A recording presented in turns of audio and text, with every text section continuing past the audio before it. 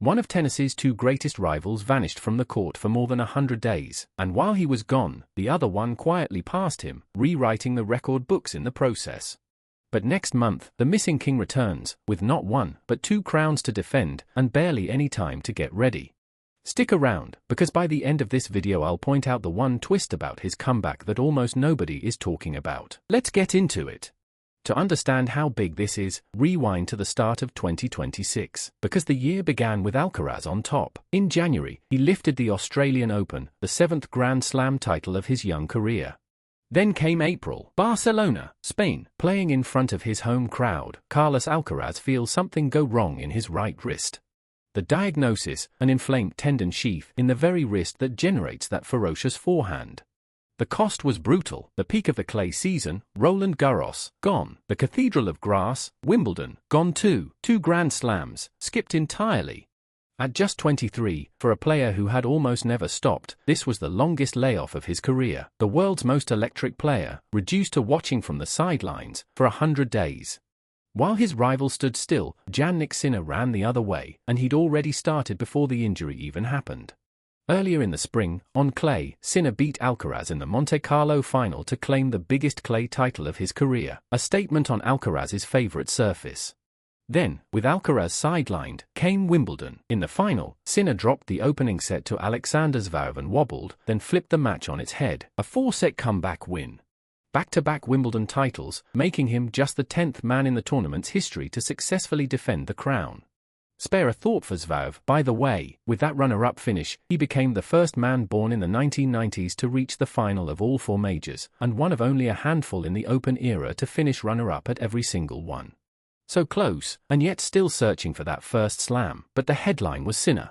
With that Wimbledon trophy, his tally of so-called big titles, Grand Slams, the ATP Finals, Masters 1000s, and Olympic gold combined, climbed to 17. And that number did something important. It finally moved him ahead of the rival who, at the start of the season, had been in front. So, does that make Sinner the undisputed #1? Look closer, and it's not that simple. In big titles, it's Sinner 17, Alcaraz 15. Sinner leads, but narrow it down to the most valuable prize of all, the Grand Slams, and it flips completely. Alcaraz 7, Sinner 5. At the majors, Alcaraz is still too clear. And then there's the most telling number of all, the head-to-head. When these two actually stand across the net from each other, it's Alcaraz who holds the edge. Even after that Monte Carlo defeat, the overall series still leans his way. So think about what that means. The overall metrics say Sinner, but the biggest stages, and the direct battles, say Alcaraz. One man has the volume, the other has the trophies that matter most, and the psychological upper hand. The question of who is truly the best right now, nobody has answered it, and the stage that could finally settle it is coming up fast. Alcaraz makes his comeback at the Cincinnati Open in August, and it's no ordinary return. He comes back as the defending champion.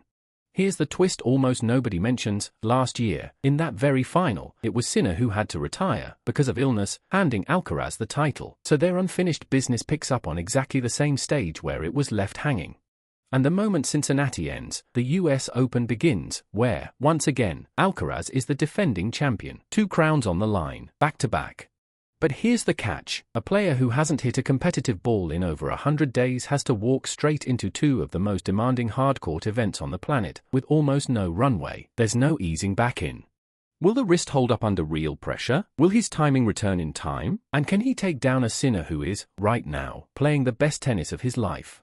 Any one of those is a question mark. All 3 at once? That's why this comeback is so fascinating. A king coming back from injury, and a challenger who spent those 100 days climbing into his throne. The second half of the 2026 season is racing toward this rematch, and there's a real chance it defines who owns this era of tennis.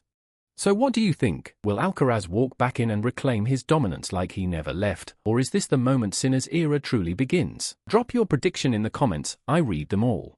And if you want to see how this rivalry unfolds next, subscribe and hit the bell, because the next chapter is only weeks away.